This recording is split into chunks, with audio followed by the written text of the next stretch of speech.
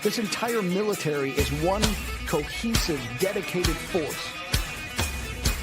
And the threats to our nations, they don't sleep. They're watching our every move. Iran, Russia, China, North Korea, ISIS, Al-Qaeda. They may be watching this right now. Our military should not be mistaken for a cable news gabfest show. We don't care what you look like.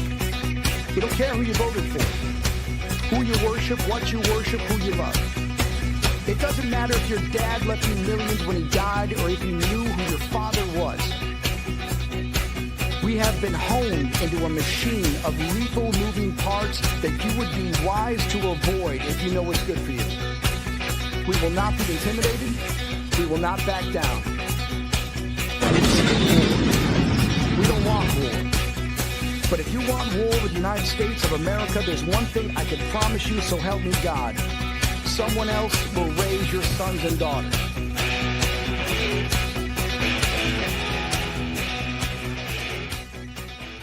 Opinions expressed in this program are those of the speakers and do not necessarily reflect the views or positions of any entities they represent.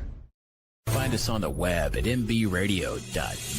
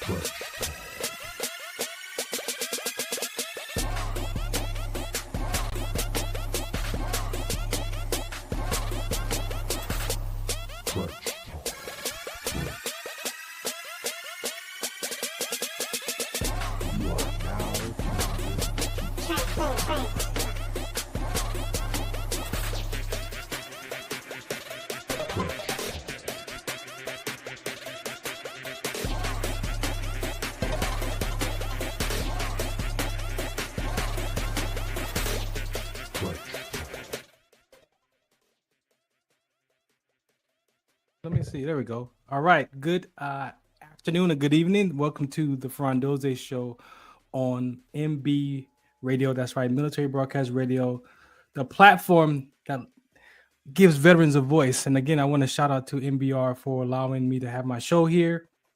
Very blessed, very blessed. Been in radio for a long time and debating on bringing back my military talk show was something that I wanted to do.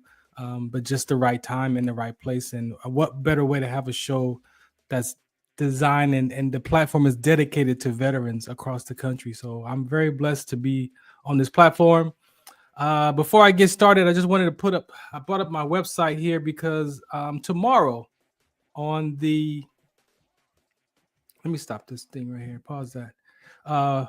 So tomorrow at 6 p.m. Pacific time, I'm going to be doing a talk around some veteran conversations, and I got it titled as Shattered Thoughts.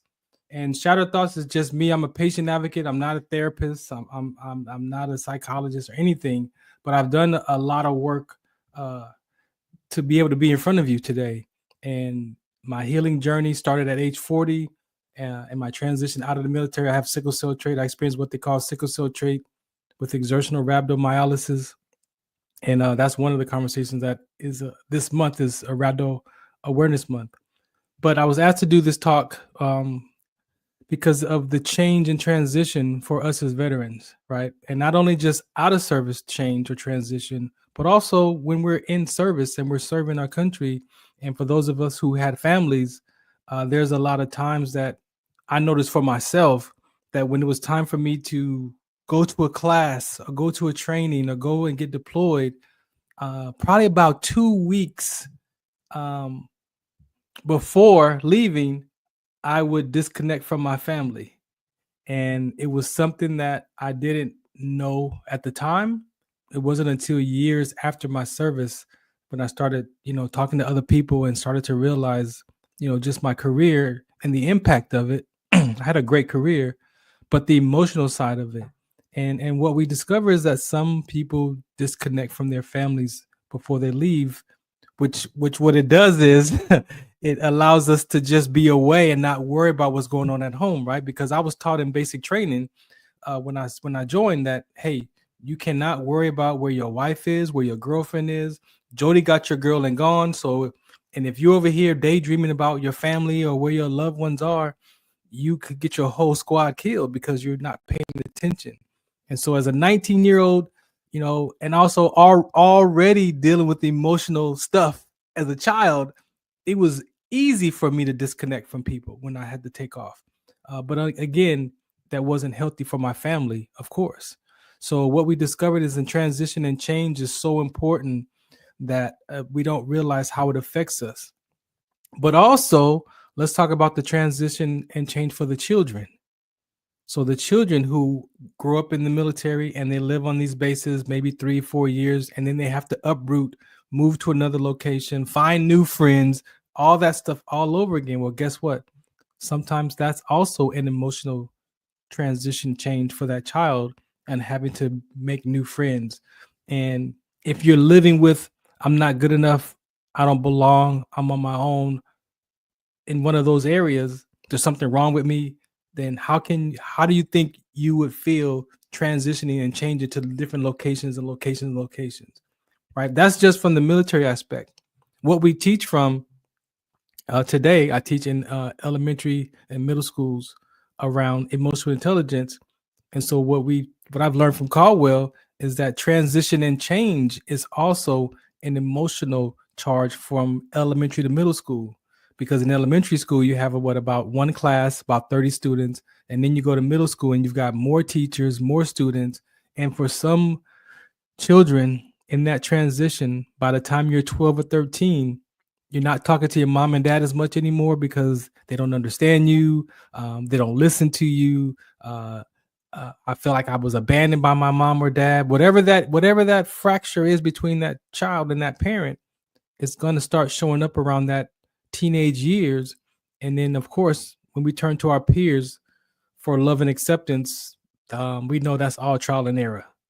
So we're finding that a lot of the transition and change from elementary to middle school is if I don't have an identity in some kind of sports or some kind of activity or some kind of club, or I'm not connected to my parents, what happens is I'm susceptible to gangs, predators, alcohol, drugs.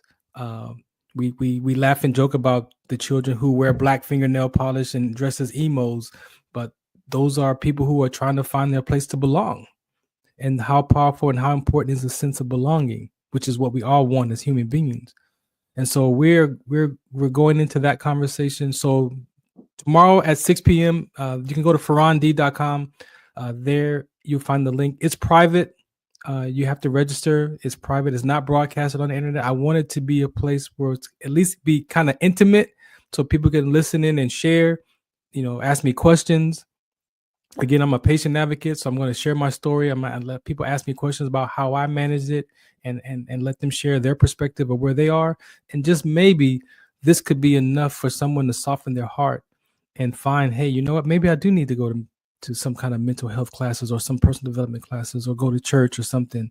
So it's if I can just soften the hearts of people, that's what I'm up to, right? And so that's going to be tomorrow at 6 p.m. Pacific time. It's going to be not a Zoom.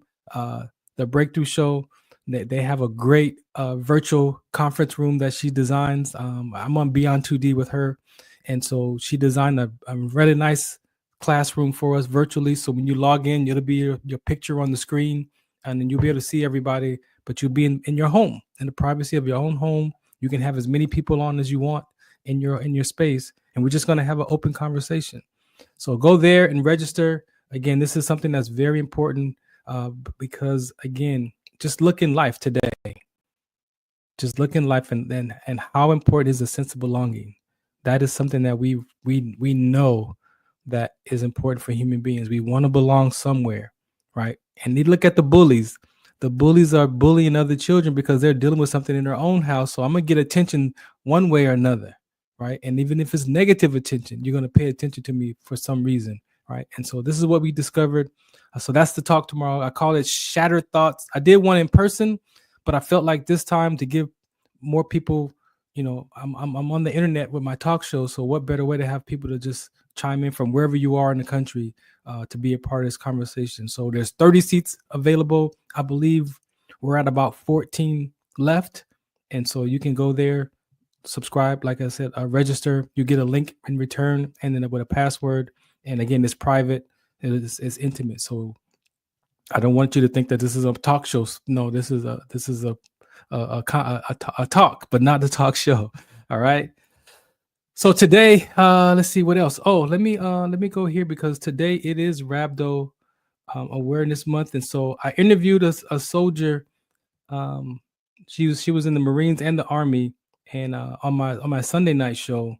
And again, 99% of my shows are organic. I don't really ask people about their background. I want to be, I want it to be natural as possible. And she was able to come on the show and actually shared one of the key points that I wanted covered, and I didn't know she was going to cover it, but she had experienced rhabdo and she was looking for a personal trainer. And she said that she had a hard time finding a personal trainer who knew about rhabdo. And I thanked her for that because that is the target audience. There's a lot of people out here training athletes and training people in the gym, and you got personal trainers, you got social media, influencers that are doing all this fitness and call them, saying that they're training people. But are you aware of the conditions that can happen to a person that could cause them to have some physical issues and even sudden death? Right. So rhabdomyolysis is nothing to play with. I experienced that. I didn't die from it, obviously, but I had almost all the symptoms except for the cardiac arrest.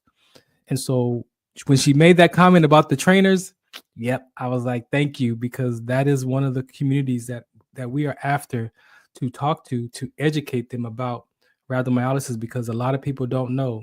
And so it was a hard time for her to find a trainer. She finally found one who had some knowledge of rhabdo, and so she's going to start working out with him. But that was just a week ago. She said that she found someone who really understood the condition, and so I've tested it myself. And I've met some trainers that had no idea about rhabdomyolysis. Again, it's very important. It's a skeletal muscular issue, and what happens when the myoglobin breaks down into the bloodstream, it leaks out the negative toxins in the muscles, negative potassium. All those chemicals that are in the muscle, plus it clogs the kidneys. So people have renal failure. It causes swelling in the body. And if you don't get that taken care of right away, again, the worst case is you could have cardiac arrest. And we've had people die from military to athletes to people doing marathons and CrossFit have had some severe complications as well. I never fully recovered from mine. And so I have secondary health issues with my sickle cell trait and the rhabdo, and mixed with now arthritis and the skeletal muscular stuff that I deal with, joint damage and muscle damage, fatigue. So very important. This is our awareness month. And so if you want more information, rhabdo.info, www.rhabdo.info, you can go there and get some more information about that. That is something, again, that is important. I've got a lot of stuff on my website that you can see and read about. That's the organization I partner with, the Rhabdo Foundation. Again, there's all the basic information about rhabdo is on my site. You can go to the CDC as well and click on rhabdomyolysis, and you can get information there. I've been doing these talks for years now, so it is very important for people to know about this condition because it can be fatal and it's rare. Right now, it's still considered being rare. So again, thank you so much for allowing me to present that to you. I'm going to play some public service announcements and come back. We have a great guest today. Big Dre is back here. We got Kevin with us, and we're just going to have a nice dialogue and talk about some of our military experiences and of course find out what Kevin is up to today as well with his with life after service. So we talk about military experience before, during, and after service. So stay tuned for that. And this is my current sponsor, Comigo. For some of us, we don't want to take drugs, and so we do know that if you control your breathing, that you can calm your nerves, right? And so this is a device that helps in that, right? And so I've been helping them get some exposure. We were trying to get this inside the VA so veterans can get it as a prescription and not have to pay for it. And again, it's about veterans, but human beings, there's a human being flaw. We all deal with some type of anxiety or stress, right? And so just because you're here is for veterans, if you know a family member that might want to try this, you can offer it to them as well. This is Comigo, the Farron Dozier Show, Trench Talk Edition. Shout us out, what's the count? Some of us still carry the burden of battle. It threatens to drown us in our everyday lives. In battle, we had our weapons and combat gear to keep us safe, to keep us confident. But when we returned home, we were not armed with weapons and gear to cope with our own minds. I was lucky to find my combat gear, my mental weapon, and it's called Comigo. Comigo is a drug-free device that allows you to achieve calm in less than 3 minutes in moments of anxiety, stress, anger, panic, or insomnia, not with medication, but rather by activating the parasympathetic nervous system through breathing regulation and multisensory stimulation. A recent study has shown that Comigo decreases PTSD and anxiety levels in veterans, helping those who are suffering and having a long-lasting effect. Visit Comigo.com to learn how you can get Comigo through the VA or with a special veterans discount code.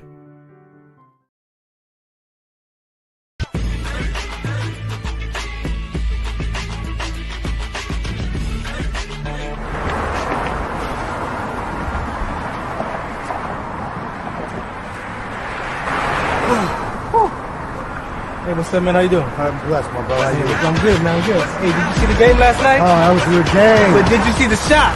I lost money from that shot. Oh, man, that shot was cold, I man. hated it, but it was good. Damn. What's in those jeans? You really want to know? I do. Exhaustion, muscle spasms, asthmatic issues, unexpected sickle cell trait crises. Damn. Are you serious? When I was young, I found out I had sickle cell trait. My mom's told me, but I ain't have no knowledge of it. But when I got older, I had a child, and the doctor told me my daughter has sickle cell trait. You know the facts that both parents have sickle cell trait? There's a 50% chance the child may have the trait, and 25% chance the child may have the disease. Hey, that's what's the count. Do you know that 2.5 million people in the United States have sickle cell trait, 300 million people globally? I didn't find out I had sickle cell trait until I was in the Army, 10 years. Next thing you know, I had a sickle cell trait exertion site. Sickle cell? I thought that was a black gene or something. Nah, man, the Latin community is number 2. 1 out of 36,000 babies are being born with sickle cell disease. You could be Caucasian, Mediterranean, European. You gotta know your bloodline, man. There is an inherited gene in our community that has been forgotten. The name is sickle cell trait. WDCONSCT, also known as What's the Count, is out to bring awareness, education, and prevention to people all over the globe. Want more information? Call us now at 323-215-5384 or visit www.wdconsct.org.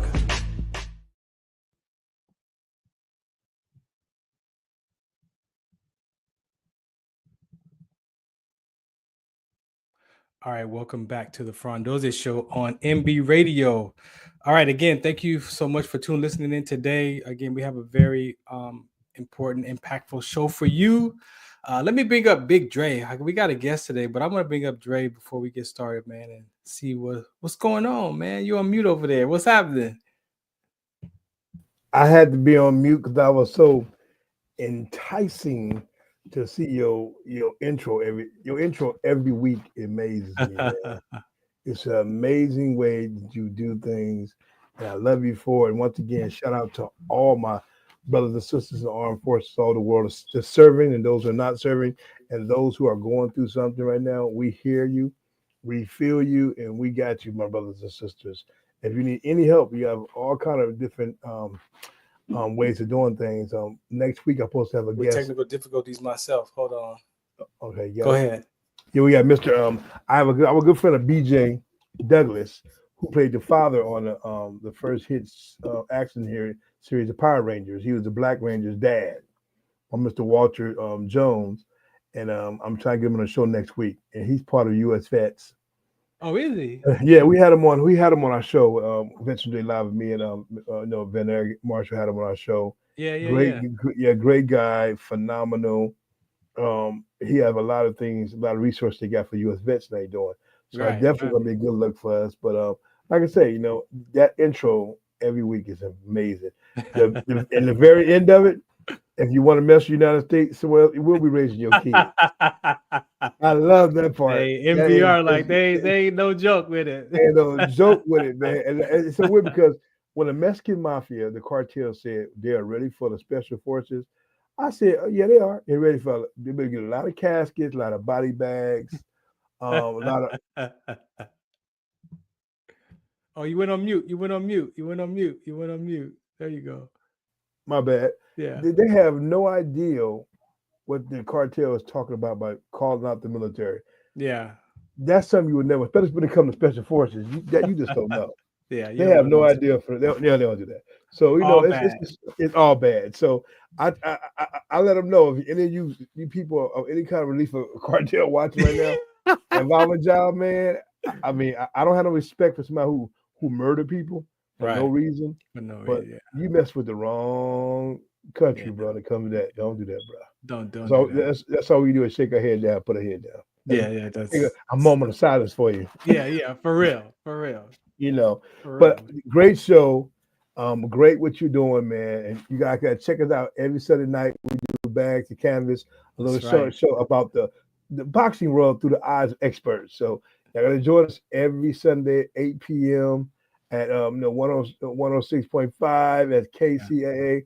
San Bernardino. And yes, I am coming live out there. I'll be out there live on the show. Don't worry about it. I'm gonna come out there. I'm gonna walk a plane. It's different dynamic when you're in person, man. You're in person, man. It's different. And I can't wait. I'm probably gonna bring the guest with me to go out there, a boxing legend. Yeah, exactly. I'm trying to get him my retirement. He wants that money. And you know who you are, Mr. Tony. Name Tony.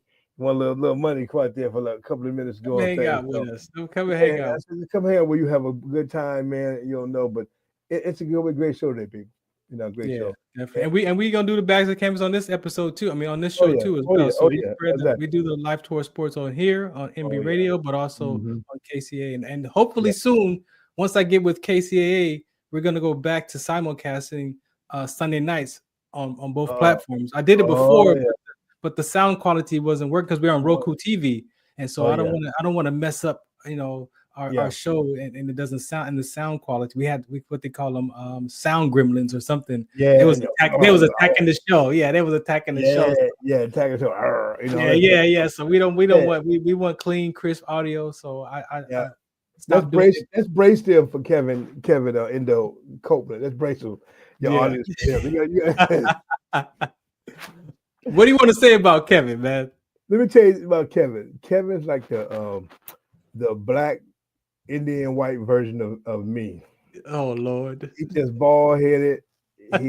He'll talk you to sleep. He'll put you to sleep.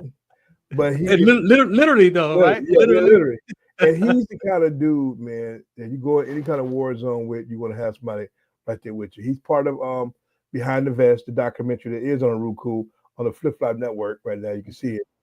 He's part of the 7-man group that I took 5 of the most experienced bodyguards in the industry, some of the most experienced guys, and I put them Chris Brittle, Javon, Keys, Ronnie Bass, myself, Doug, martial arts expert Doug Durham. He's on the show. It's produced by me and all the crew. I gave my producers credit, and it's also directed by Nick Cannon, the brother Nick Cannon's brother Gabriel Cannon. Oh, no kidding. Him, yeah. So shout out to my boy Gabriel. He's doing a great job in the youth. He's doing with veteran stuff too. He's dealing with the today's youth. Kids are going off to the military, trying to teach them what to prepare for.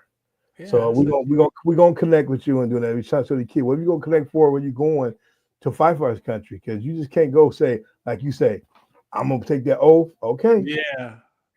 Once you take that oath, are you fall in them doors one day drunk? You up the United States Marines, Air Force, Navy. You can't just fall in those. Once you punch somebody, you fall through that window and you try to attack them. The Marines put up their hands and say, she's on our soil now, bro. You're taken outside. Yeah. So I had a dude, guess how he got jumped in. He got a gang member trying to kill him, and they stabbed him. He fell inside the Marine Corps, and the guy picks him up. Man, he one of the best snipers around, boy. Now, my boy Jose Quell, he's now retired. He's been one of the big top real estate, but he's a hell of a sniper. Whoa. El Salvadorian, we work together. Yeah. He's a great friend of mine. Shout out to my boy Luis Jose, and that's his name, Luis Jose, and he's a great, incredible person. So, but Kevin is that dude that Kevin met these guys. Kevin helped me train the Archangels, first female bodyguard group. Yeah. He's one of the original guys who helped train the girls, gave them identities, and he has a daughter, single dad. Anyone be lucky to have him. You know, he's a great all-around guy. But y'all in for a treat, ladies and gentlemen. He said that y'all was doing some stuff around the Merck Park. We talked a little bit offline. I don't want to get too much information, but we were talking offline in some familiar places we was around. Yeah, he man, let me tell you what, Kev blend in with anybody. Kev be the only white black guy with the black family out of Boston. Kevin walk with any color person to speak to him. It's how he was. For man, he's a real deal. That's the kind of dude you want to be in the trenches with, man. Yeah, for sure. He don't know. He don't sugarcoat it. He tell it like it is. You know, he has he has like us. He has an emotional thing. That a kid is right there. Yeah. That a there. How you doing, sir? Oh my God, look at the stuff in the background. I was telling Dozier is that every time I've seen the show 5 times, and every dude, we don't have curtains. We don't have a blanket over the window. I was like, what it is, man. We are in. I'm in Iraq. I'm in a cell in Iraq. I'm in Iraq. The secret location. Exactly what it is. So you get. See, I told you, Farouk, it's never a dull moment, Kevin. First of all, I'm going to back up because he's a really hard act to follow, man. I mean, people. I hope I don't offend everybody, but I hope I do. Good. Can we pray for 1 second? For sure. Oh yeah, for sure, man. Of course. If we offend somebody, then they can just change the channel and come back. Because after that, I got to talk to God. Okay. Yeah. He's whispering to me, and I won't. I appreciate that. Okay. Yes. Let's go. Father, thank you for gathering us here, and thank you for bringing us here for the sake of veterans, heroes. The reason why we're here is because of veterans. If we didn't have veterans, we wouldn't be here. Yes. And the gathering of this, the guest last week, Cooper, is a friend of mine. He just happened to meet Dre 3 weeks ago at Scorpio's, a dancer of ours, and everybody's just coming together, God. Yes. They're coming together, and we're not separating. We're coming together. And people think there's racism and stuff. They ain't been in battle. Because when you're in battle, I don't care if you're white, black, purple, yellow, brown, your brother's got your back because it's us against them. Yes. It's America against them. And we're going to do everything we can, God, to do the right thing. Yes. And I want to thank you so much for the people you put around me, God, in this show. And thank you for these heroes. And thank you for Dozier for putting this wonderful thing together. Thank you. And thank you for Dre. Amen. Amen. Thank you for that, sir. Thank you for that. You. See what I'm talking about? So it's I hope I didn't offend anybody, but if I did, please defend them. Please defend them on my behalf. Yeah, please defend them and offend them. All the atheists out there, please defend those atheists. They are right. I'll get this one out of the way. Dre forbidden me to tell any of our war stories. I'm gonna drop Dre in the waiting room so we could talk. So yeah, man. I'm gonna sit out in the waiting room in a second. On a serious note, I worked the underground. Dre told me, don't do it.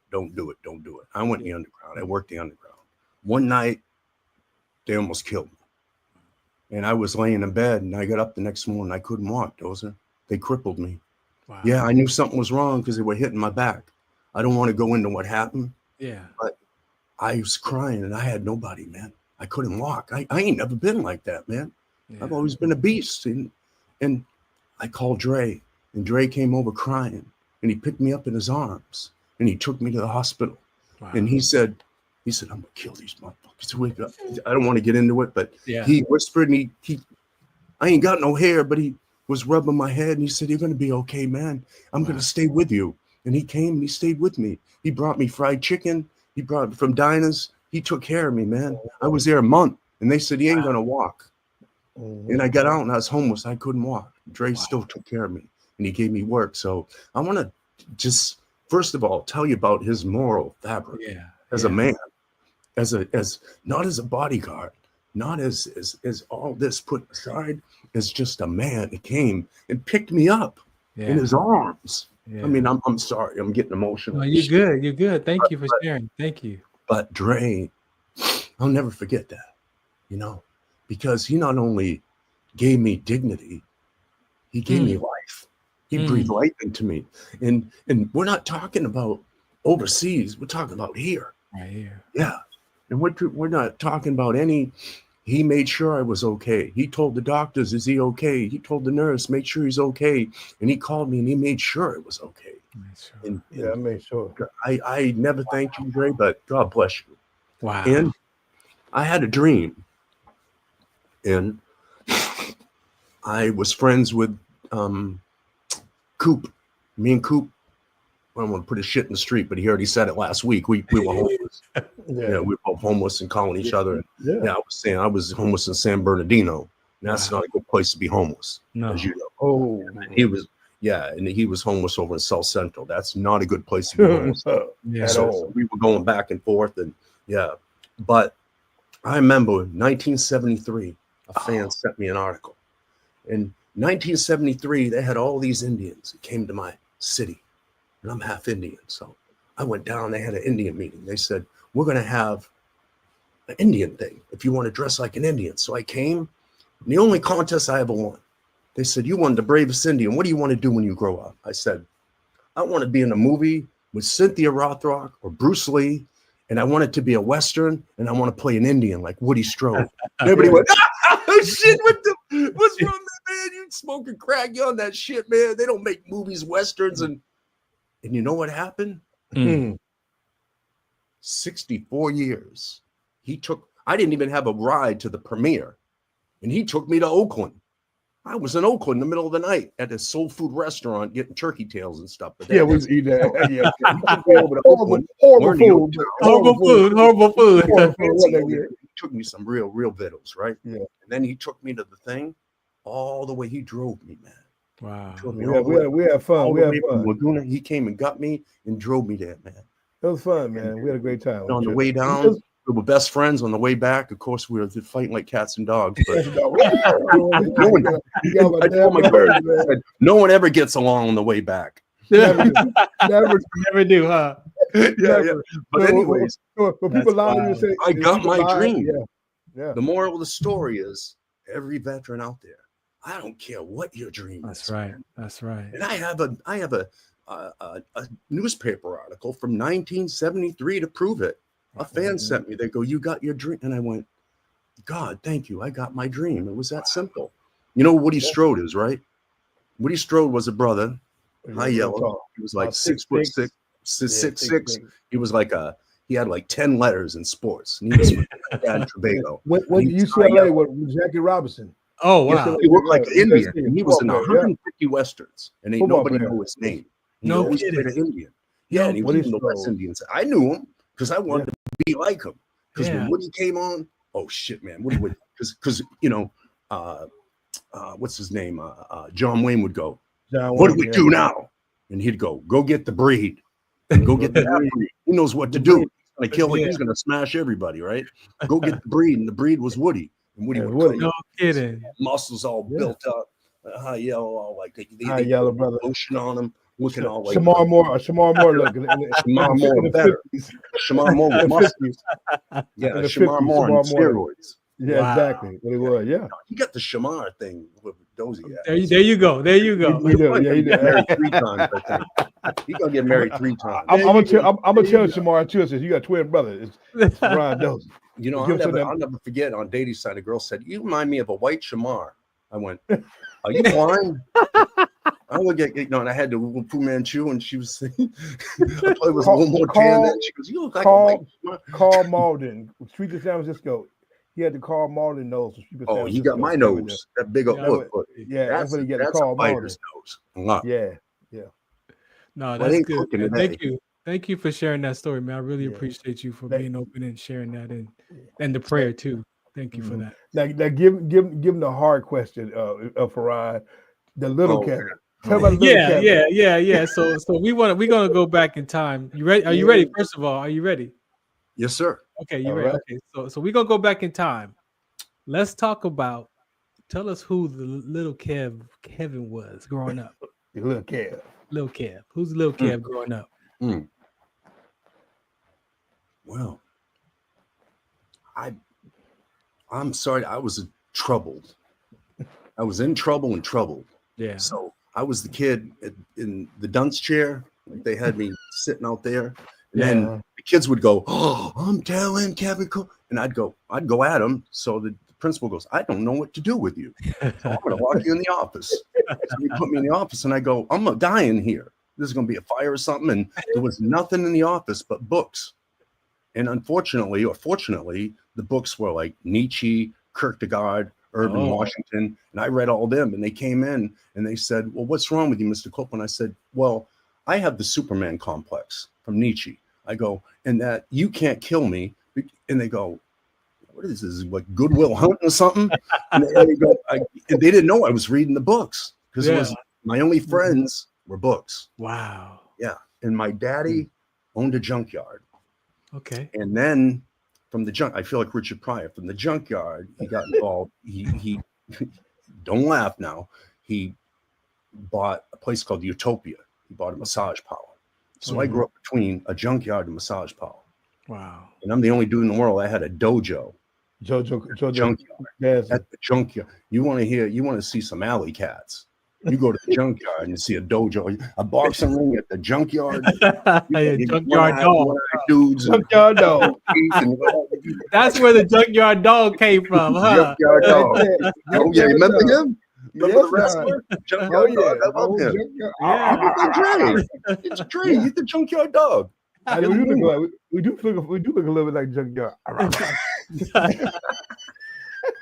So what do you think, because this is important. What was going on with the friends? Because we talk about sensible law. You saw some of the stuff you were talking about. I was bullied and made in front of, so I think I got into fighting because of that. No doubt. The basketball coach said, "I might need you," and I go, "I can't play," and he goes, No. They wanted me to be like Superman. What's dude's name in the NBA?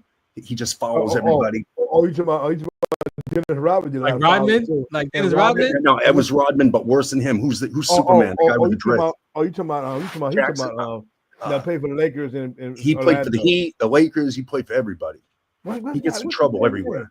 He got a championship with the Lakers too.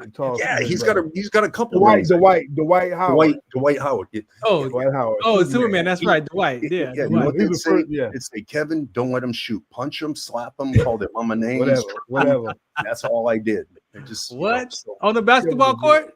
Yeah, I just push him. And there was one kid named Tewksbury. He's probably watching the show. I hate him. He beat me twice. He beat me in 6th grade and he beat me in 8th grade with that one shot. He went like this, and I went Tewksbury. Bushu. And they went, "Tewksbury, watch out, Tewksbury." And I go, "You ain't beating me this time." And he came up. It was like a movie, right? And he's ready to shoot, and he passes it. And I run after the other guy to slap him, but it's already in the air. It's already in the air. Oh, it's already in the air. Use the poster child. They used to call me Flagrant. Flagrant. They go, "What's up, Flagrant?" Bill Lambert. That's Dwight Howard. Beer Lambert for the Detroit. That's wild. And then I got into boxing a little bit, and I was kind of good at martial arts, and I went all the way to the Battle of Boston. I met Billy Blanks, and you know what happened then. He got famous and I didn't. So I didn't want to fight tournaments, so I went in the underground. That's where I became an underground fighter. That's where I started the Hall of That Fame. beautiful nose came from. Let's go back to the junkyard real quick. If you are open to share, I'd like to find out your ancestors. Like, what brought your family to Boston? My daddy was Irish. My mom's an Indian from up in Maine, and it's Passamaquoddy and Blackfoot. And there's 3 tribes. Wow. There's a Blackfoot nation. Then there's 3 tribes. Now, one tribe is called Siksika, one's called the Bloods, and one's called the Pagans. So the Pagans Motorcycle Club and the Bloods adopted their names from the Blackfoot because they're so fierce. Wow. Yeah, they're very fierce. So you got the Bloods, the Pagans, and the Siksika. So that's the nation, and that's the tribe. So, and then my mom was Passamaquoddy too. That means people of the fish. So they were very white Indians. They had green eyes, like blue eyes, very light looking, and they weren't war Indians. Oh, wow. But when the first Thanksgiving came, matter of fact, the Passamaquoddy said, nah, we ain't going with these. We ain't having dinner with them. We don't know them. We ain't kicking it with them. Yeah. Everybody else said, nah, it's cool. They go, nope, we ain't doing it. Wow. They knew it was coming, right? Wow. They kind of saw what was coming. So they weren't getting involved in it. And then some Indians were saying, yeah, let them go. And then we'll just raid and kill everybody. So there was all kinds of stuff going on. And Thank you. Yeah. You know, and back in the day, you know, it's like, you know, the Indians, like black men were targeted because you had the Mormon militia after us. You had gunfighters after us. You had bounty hunters after us. You had the cavalry after us. You had everybody. What? You had the tribes. Everybody was at. If you're an Indian man, you're a target. What? Yeah. So, I mean, if you read, and they don't teach a lot of it in the history books. No, they leave that out. There's a great book called The Lies My Teacher Taught Me. When you read that and compare it to like the Trail of Tears and stuff, they don't teach that. They don't teach a lot of stuff. Yeah, they don't teach a lot of stuff. But like they taught like Harriet Tubman. They taught the black version, the white version. Yeah. But when the slaves ran away from the mansions, where did they go? Right. In the woods. Who's in the woods? The Indians. So who helped them out? The Indians. They said, these guys are doing messed up shit. We ain't down with this. We're gonna help them out. Wow. And they helped out Harriet. So Harriet. So there was a whole other thing going on where Indians were helping too. For sure. So they were. And this is they traced the ancestry of the Blackfoot chief, his bloodline, and it was so old that they had to go to Southeast Asia. No way. And that puts in line the Bering Strait, that all of us are related. We all have the same blood. You know, on my grandparents' side, my grandmother's side, their last name came from Creech, which is supposed to be an Indian background. Creech. Creech, I believe it's spelled that way. Oh, really? Yeah, I know the Cree. I know the Cree. Cree. Dre's a Blackfoot too. And you know, when I did the movie Black Creek, I found out that Benny the Jet Urquidez was also Blackfoot. Yeah, he was also half Blackfoot Indian. Yeah, so I found out. I was telling you that story about how I was out in the cold, and I'm watching the guys fight, and all of a sudden my back, I got a steel rod in my back, and that started hurting like never before. And I started like slowly going down. Everybody goes, "Are you cool?" And I go, "Yeah." And I went, "Oh." And I get down there, and Keith Vitale, you know, he's the #1 point fighter of all time. He goes, "Oh, I got some magic cream, man." I go, "What you got?" He goes, he buys a little jar, and he goes, "Want me to put it on you?" And I go, "No, I'm cool, man." And he goes, "Well, my wife can." I go, "I don't know about that either. Your wife about that." And this other veteran, Jesse's got a bad leg. He goes, "I got you." And I go, "Okay, I'll let you do it." Yeah. He starts rubbing it on, right? And I'm going like, "Is something wrong with me? Because this feels really good." And then I go, "You know what?" He goes, "I'm a Reiki master." And I go, "Wow." So he put it on there, and like in 10 minutes, back in the game. What? Back in. Oh yeah, it was back in. And it was so cold that people's faces were twerking, like doing their lines, going. I was watching Cynthia, and it was so cold, and they were fighting in that. Wow. Cold. Yeah. All right. Thank you. Thank you so much. Rothrock movie in Tombstone. Yeah. Yeah, man. Thank you for those stories. I appreciate you. We're gonna move forward a little bit. What was teenage years like for you? Oh man, troubled again. Yeah. Trouble, testing the limits, trouble, and then, I got to court again. As people don't understand that all your homies are in jail. You want to go to jail, when you're young. So they're going. The judge goes, "Do you want prison or military?" I go, "I'll take prison." He goes, "Nope, I'm sending you in the military." And he goes, "If you don't go back in 3 weeks," he goes, "I'll be coming after you and contempt of court, and you'll be going up for like 10 years or something." What? And I joined the military. Yeah. And then from the minute I was in there, I thought I was going to be trouble. But they straightened me out real quick.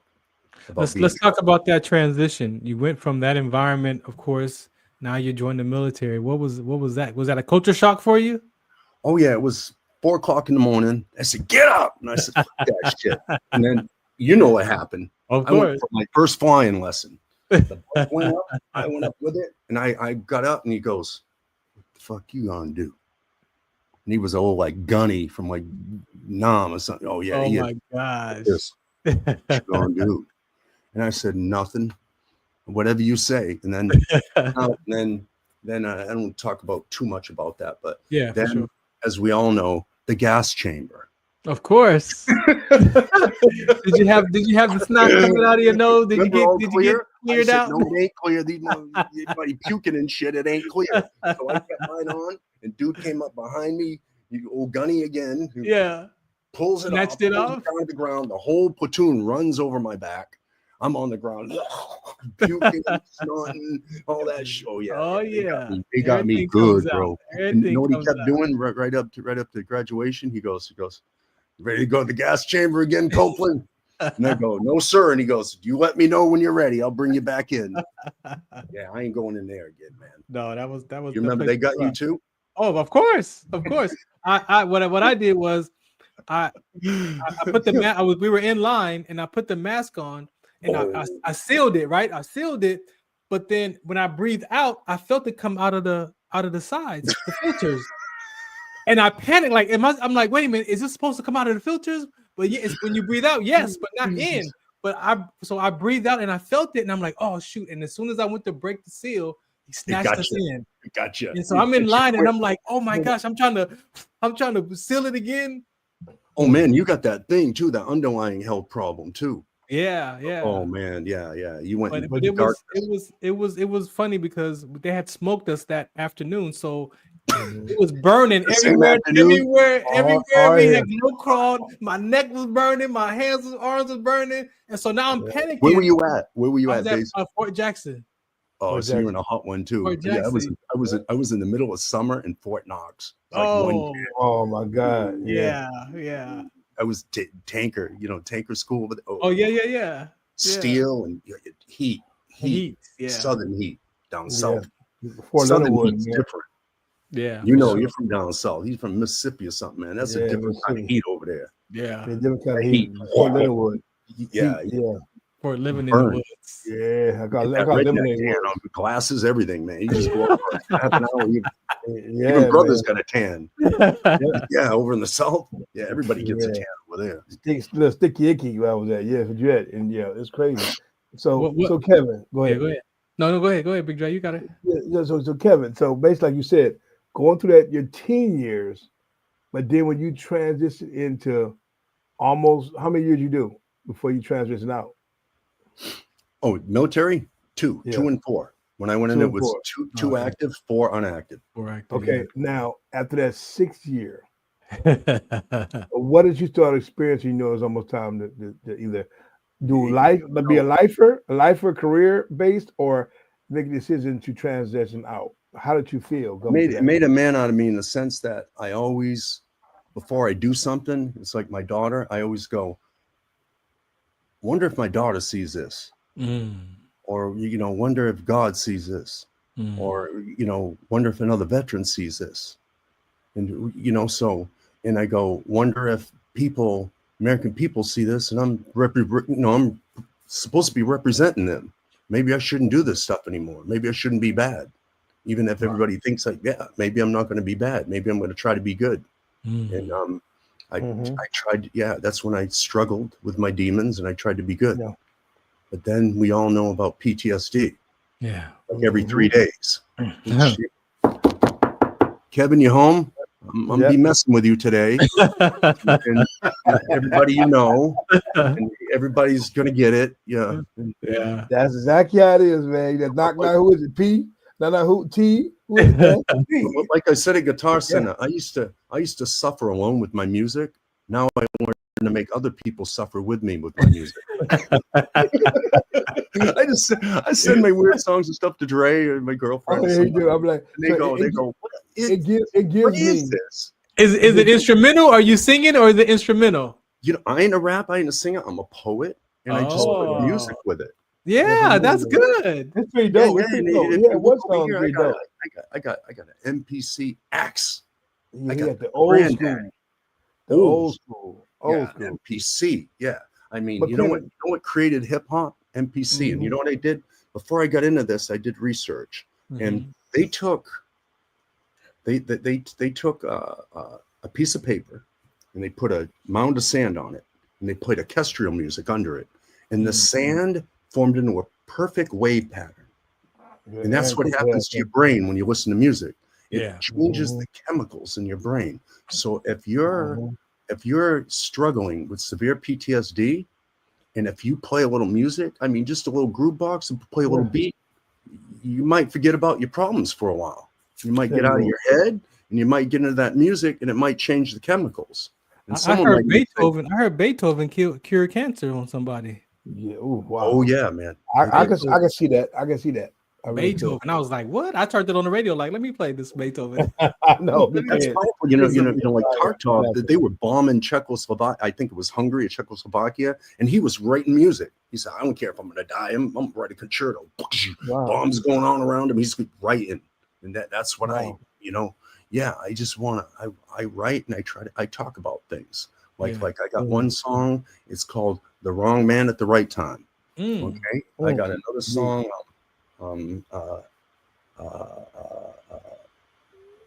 Fucking with me, all these people. I got a naughty one. Then I got a naughty one. He said he got a naughty one. A naughty one. He said I got a naughty one. I got titles of my own song.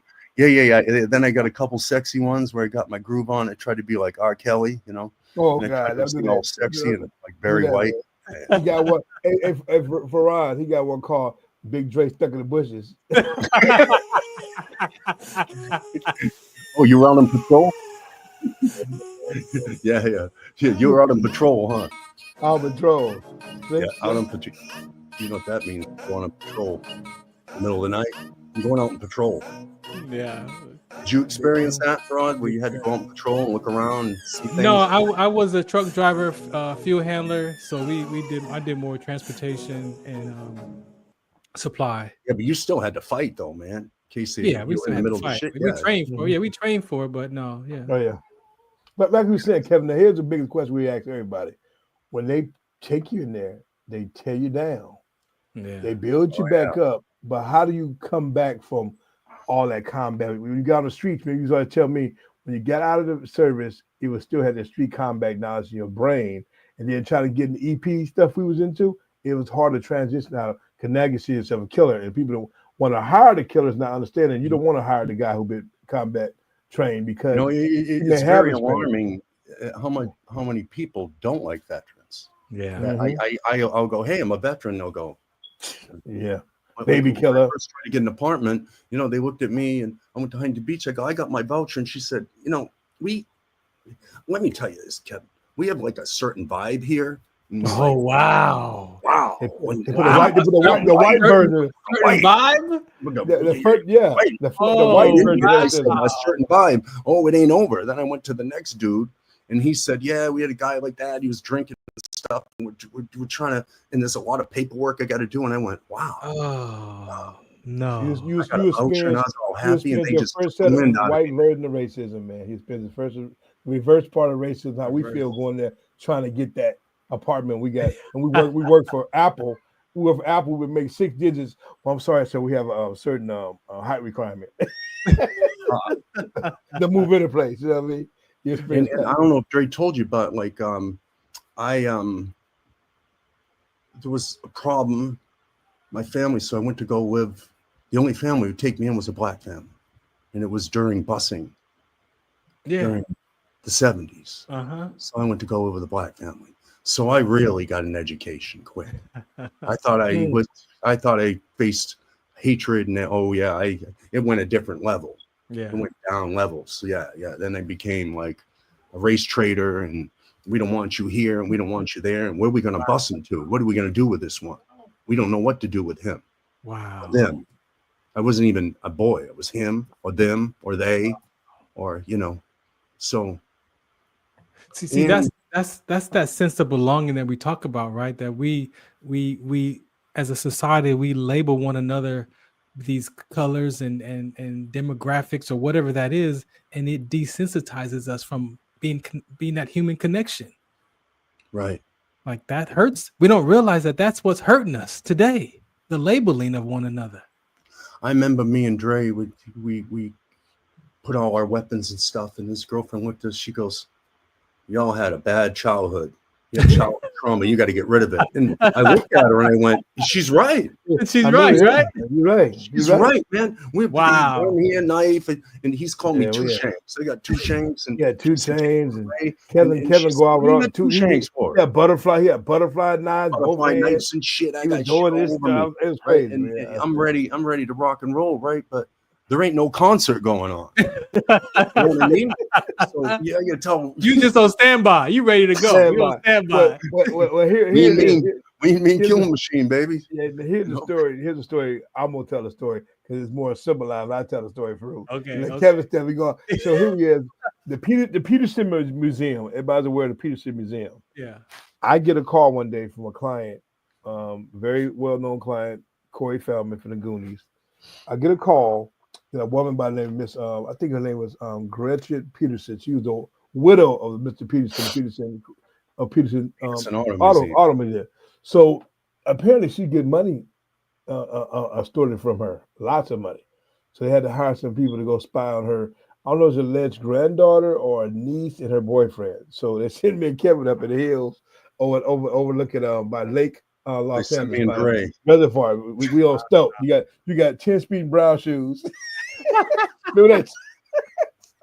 You got 10-speed brown shoes, Starsky and Hutch. we pull out. Here's a baby blue Sean John on, right? Like, Dre, they're walking by you. They're walking by you. I said, close your eyes. Close your eyes. And jump. And he walks right by him. He goes, Kevin, they're walking by you. Hide on the floor. No. What he does, he tells me, Farron, he said, jump in the sticker bush. It's a sticker bush that has 55,000 thorns, right? So I get the sticker bush.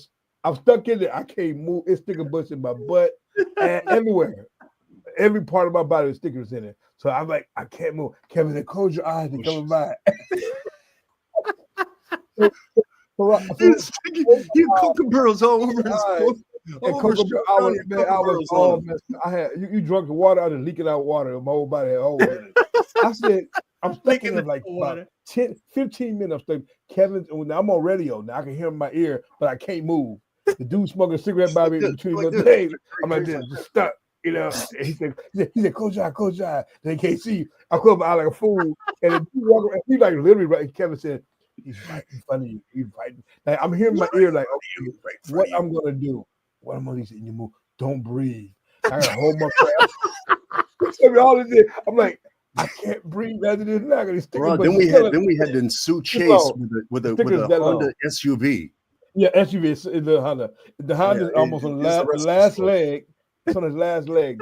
Honda's last leg. I mean, it's burning oil, everything. burning oil too. They got like a Ferrari. We got this beat up hood car with a bullet hole in the door.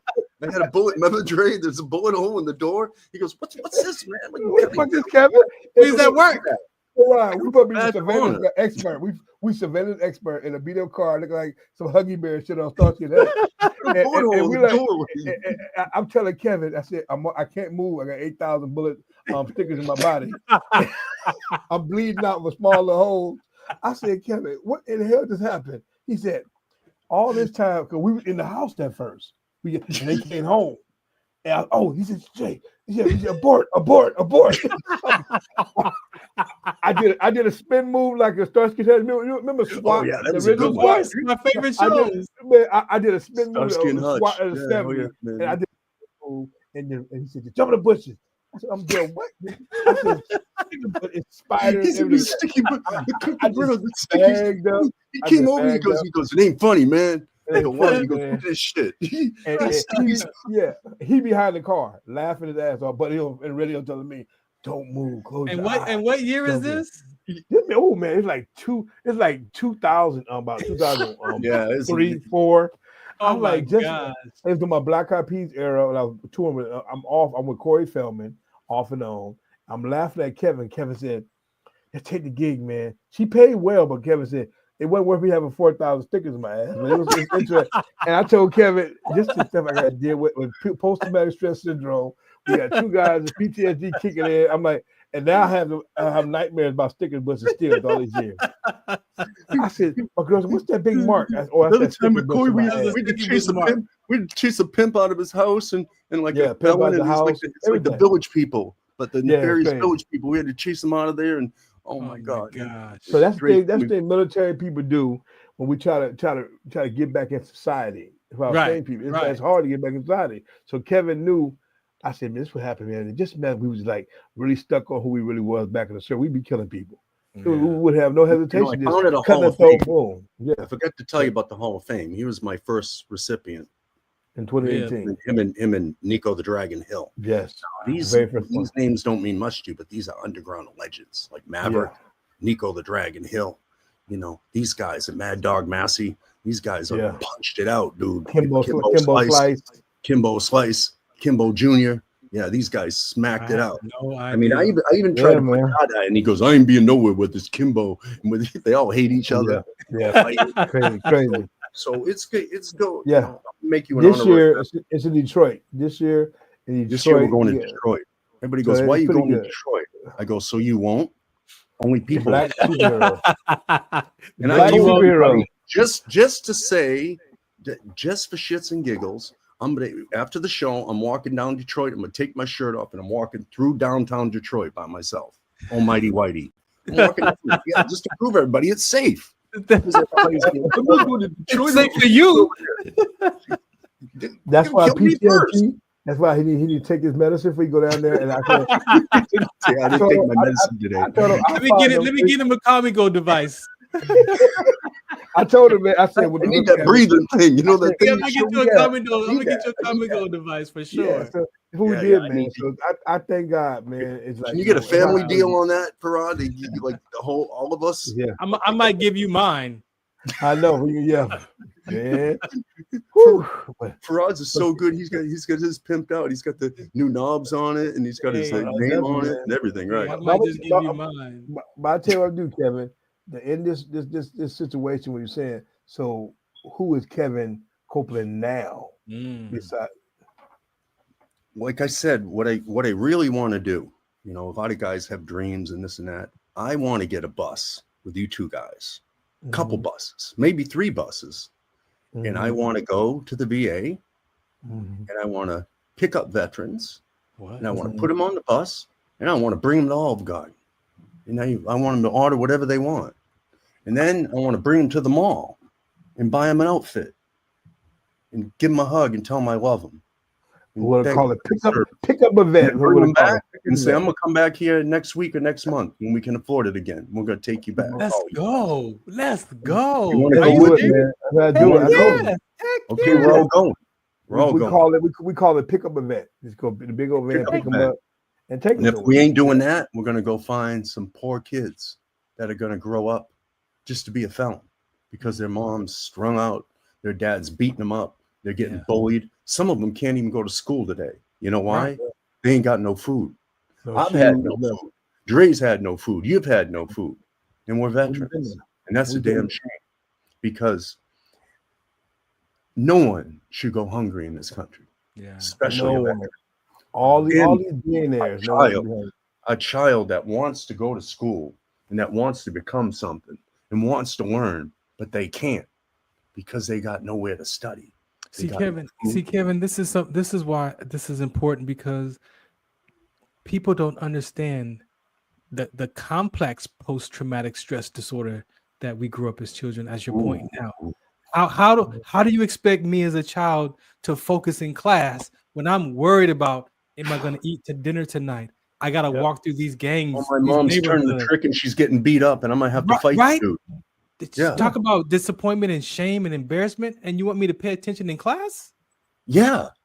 I don't have money for lunch money, and people are making fun of me and bothering me and making fun of me, and they want to fight me after school because I ain't got no money to eat. Or they came up and some bully came up and took my dessert. And they won't do nothing to him because his parents put money into the school. Thank you. You can't mess with I'm him. supposed to be able to focus all day and do my math and homework and science. Right. How you going to focus? How you focus? You can't focus. You can't. You know what happens? You turn out, you grow up and someone says, hey, man, you want to do this for some money? You need money. And you go, okay. And you turn into a felon. Because I hate to say it, but people go, you always got options. No, some people don't have options. Well, what I want to say about there, if anybody listening up there, if anybody got an old van or some van that they're not really using, we'd love to take these vets, like Kevin said, we would call it pick up the vet for a day and do something with it, give a haircut. Man, that's make them look good, man, because we need to see where we at with these veterans. Because I think what our president is doing wrong is not putting somebody over the vets and saying, look, let's monitor these vets. I want to bring him to the VA, him and Elon Musk. You know what? Once you get one of your e-trucks, like 3 or 4 of them over here, and pick some of these guys up that saved your life. Because without us, you would have the freedom to say the things you say now. I'm about to tell you all the time. You talk all that crap. If it wasn't World War I, II, and all these wars, you would have the right to say the hell you stuff the hell that's about your mouth. Any citizen would have that right because of vets. It's a big distraction. They're distracting us over here so they can do something over here. Thank you. Exactly. They're jabbing over here so the right can come down the pike and this can come here, and then you're not going to know what hits you. Exactly. No, we see that. All right, let me take a break. This is the Farron Dozier Show, Trench Talk edition with Big Dre. Kev is here sharing his heart out, ladies and gentlemen. We thank those of you in the comments. Aaron Cooper is out there. Said I gave $20. They're probably looking for a new location. Shouts out to him. We got another one that says Crazy MF Crew says so true what you were talking about. Crazy MF Crew. Oh. Wow, that's great. And I saw this one. Crazy motherfucking crew. I saw this one earlier. Let me go bring this one back. This was earlier. He said, Kev, no sandwich. No sandwich. Yeah, Eric, you know what you're talking about. No, I'm at the Dragon Fest, right? No.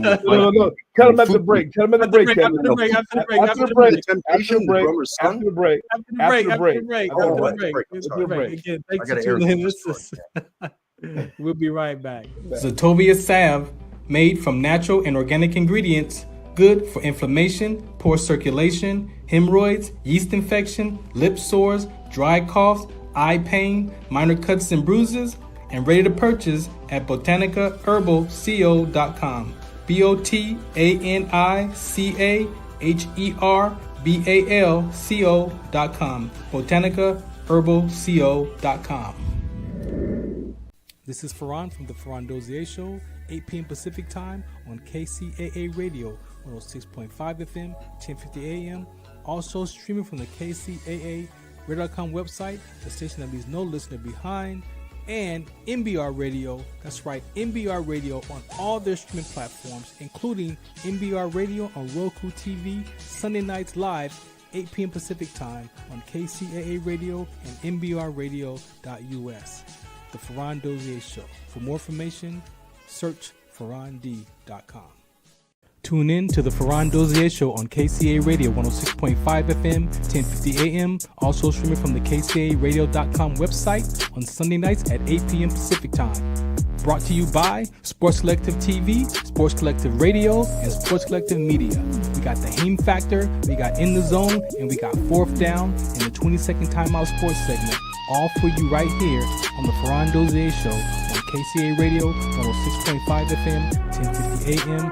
Also streaming from the KCARadio.com website with my guest hosts Robert Lamar and Coach Will. Catch us on Sports Collective Media on Instagram and Facebook. And make sure you watch us Sunday nights at 8 p.m. on KCA Radio 106.5 FM, 1050 AM. Also streaming from the KCARadio.com website. music, talk, sports, and so much more on the Farron Dozier Show.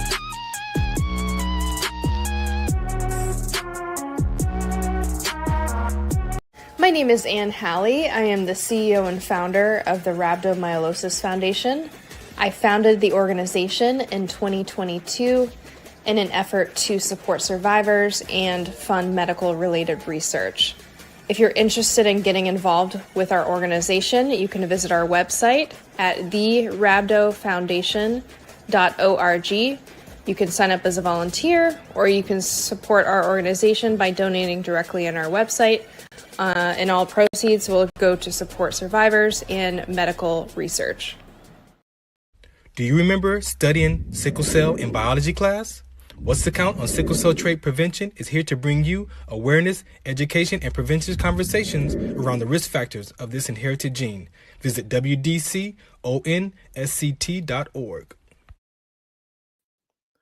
All right, welcome back to the Farron Dozier Show, Trench Talk Edition. Having a blast here, ladies and gentlemen. We got a few more minutes left. We're going to talk more to Big Dre, and Kevin is here. Again, if you want to be a guest, hit me up at Farron Dozier. If you want more information about sickle cell trait, go to wdconsct.org. Again, farrond.com if you want to be a part of the event tomorrow night for veterans and their families, or just anybody. You know, this conversation about shattered thoughts, I mean, it's been spoken here even. There's a lot of things that go on with us as children and as parents. We ask that you take time to listen and pay attention to your child. It is very important. You don't have to be hard and tough. You know, we see that you are having troubles as an adult, right? But again, as children, we don't understand what it is to be an adult. So our perception is different than yours, right? But I'm saying, include the child. We focus on father-son relationships, mother-son, father-daughter, but I'm focusing on that child-to-parent perspective, perception, the interpretation of us as children. A lot of my childhood stuff that I dealt with in my 30s and 40s when I discovered it was all from some corrupted views that I had about my parents, about how I grew up, about my environment. That wasn't the truth. It was my truth, but it wasn't the truth. And I didn't figure that out till I was till 40. So imagine if we can have these principles, these foundation skills, teach these conversations, teach our children not what to think, but how to think. We're all used by some principle. We're all used by some belief system. And sometimes those belief systems are so corrupted that it causes us to experience life in a space of disappointment, shame, and embarrassment. And most recently, I'm 55. Just turned 55 a few weeks ago. And at 54, I discovered that I was living avoiding shame, embarrassment, and disappointment since 2 years old. 2 years old. Now, how can a 2-year-old have an experience of shame, embarrassment, and disappointment? Well, guess what? Find out how powerful your brain is. When you understand brain science, that brain is making up stories. It's giving meaning to life every moment. And if we as parents don't fill that information up with which as much truth as we can give that child at those younger ages, guess what? I'm going to make up my own story about you. And then that becomes my truth. And everything that you tell me after that, nope, I'm not going to believe you because I have proof. I feel it in my body. And I've already made up a story that's defining who you are now. Whether you don't love me, where you don't care about me, where you abandoned me, whatever that is, you disappointed me. Parents, we do disappoint our children. We do. And you have to be able to allow that child to have a conversation with you so that renews their heart and it connects them back to you. They tell you you're not listening to them. They tell you what's going on with them. But do you listen? And at the end of the day, all my parents wanted for my life to turn out. They did the best they could with what they had at such a young age, having me in the 70s. But I didn't understand that as a child. I didn't understand that because I'm a child. My perception of time, I didn't have any. Some of us are emotional children. So we talk about mommy, daddy issues and we talk about all this stuff. Yeah, those are real. But I don't want to talk about it. I want to talk from it so people can look in their own life and figure out what's going on with them. It impacts us. It costs us. It costs you your health, It costs you your affinity for people. It costs to act the way we act. We know how we act, but what is in the way? And sometimes it's I'm not good enough, I'm not worth it, and you give into hopelessness, despair. From despair, you get to self-loathing. And mine to myself was, why bother? Why even bother? Why am I even here? And for us, our veterans, brothers and sisters, 1 every 65 minutes takes their life. 1 every, they say 22 a day. We know that number is low. But they say now 1 every 65 minutes, a veteran, male or female, completes their life a day. And we are part of that community. We know what we went through. We can relate to our brothers and sisters. And for some of us, it's challenging. These transitions are challenging. You've heard some stories. A lot of veterans come out. They can't get good jobs. They're not accepted. So they create, they go to mayhem, all kind of stuff. And then get in trouble with the law. So these are the things, that we talk about here on Trench Talk. If you want to be a guest, again, just hit me up at Farron Dozier. We talk about more than that too, though. There's more to life than that, but that's the basis of this conversation, because at the end of the day, we're all human beings, right? We all have a spirit. What is your spirit looking for, and what is your heart looking for? Your subconscious mind. And sometimes some of the things that we've downloaded in our hearts, it's corrupted, it's misinformation. And how do we fix that? How do we correct that? It's not what you do. We're human beings, not human doings. So we think we got to do something. But if you're doing it frustrated, guess what your experience of your life is going to be? Frustration. But I say, who are you going to be first? Spiritually, we talk about it from the Bible. We talk about the fruit of the Spirit. We talk about the Beatitudes. Jesus Christ was an example of who he was with people, his character, not just his miracles, his works, but who he was in his ways. And so we practice being his ways: kindness, love, patience, perseverance, charity. Charity is not always about your money. Sometimes charity is about your time. Giving your time is very important too. All right. So I thank you for listening so far. If you got comments out there, let us know. We're going to get right back into it. I'm going to leave Big Dre down there, man. I want you to speak freely, man. What do you want to say so far before I bring up Big Dre? I'm sorry, say it again. What do you want to say before I bring up Big Dre? Anything you want to share so far?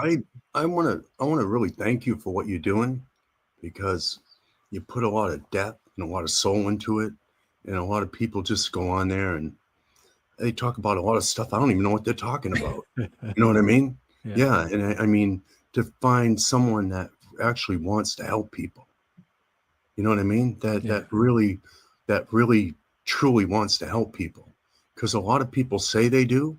Yeah.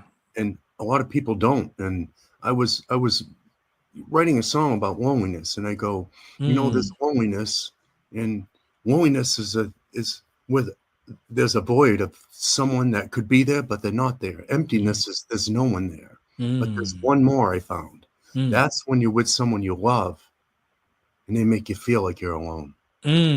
That's the worst one. Yeah. That's the worst one. Yeah. That's the worst one I could find. I appreciate you saying that, because in that conversation, I had to do my own work around that, because Sounds like you were there. I had lonely and alone collapse together because they felt the same. Yeah. And then the emptiness came in, and then you said, I'm going to treat my loneliness with isolation. Exactly. Yeah. I'm going to treat my loneliness with isolation. I'm going to isolate myself from people.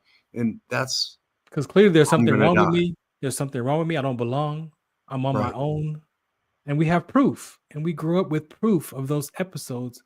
And so what does the brain do? The brain is memory patterns. So it's remembering all those times. Oh, yeah, no, this is that same time. Remember that one time? Yeah, that's what this is right now. And we think that we're about to be alone again. I founded a Hall of Fame, have a beautiful girlfriend half my age, and I'm in a movie, and I hate myself. Exactly. I don't know why. Exactly. I look at myself and I go, I hate you. And I don't know why. Yeah. And I know why now. Yeah. Because of what I was taught. And I listened. You can't, any veteran, you can't listen to other people. You can't compare yourself to other people. Oh, that's you can't say, well, Mr. Brown. No, you can't compare yourself to them. You can't compare yourself to another parent. And you know, I'll tell you one thing. I went out for a job, an audition one day, and there were 20 men in there. They were all alley cats. And they said, the director said, what's the worst thing you've been through? And I stood on the end because I wanted to hear him. This guy, I went to Vietnam, I went to prison, and I didn't know what to say. He goes, what's the worst thing you went through? I go, family court. And he went, you're hired. Yeah. And I went, wow, really? Yeah. Family court, because you're not hanging in the balance. Your child is hanging in the balance. Yes. And they don't always, you know, I love what Richard Pryor said. There's no justice. There's just us. Yes. There's just us. Yeah. Sometimes when justice isn't served for you, and you have to be on the other end of justice. Yeah. You have to take it. You know, the first thing we want to default to is anger and rage. Yeah. But your strength is in your silence, because a silent dude, he's planning what he's going to do. You know what I mean? Yeah. He's just going, I got that. Yeah, I got you. Okay. Yeah, that's what's going to, okay. Yeah. He's just, so there's strength in silence. That's what I had to learn, instead of mayhem and anger and fighting. And, you know, I was the worst. I'm guilty of it really bad. And I had to. You're not by yourself. I had to look at myself and say, you know what? I wonder what someone else is doing right now. Not only me. I wonder what they're really going through. Right. And then, you know, I like to say a couple producers, I won't mention the name, but one of their dads was in the Battle of Normandy. Okay. They just picked our guys off, right? I wasn't there, but it was pretty horrible. Yeah. Right.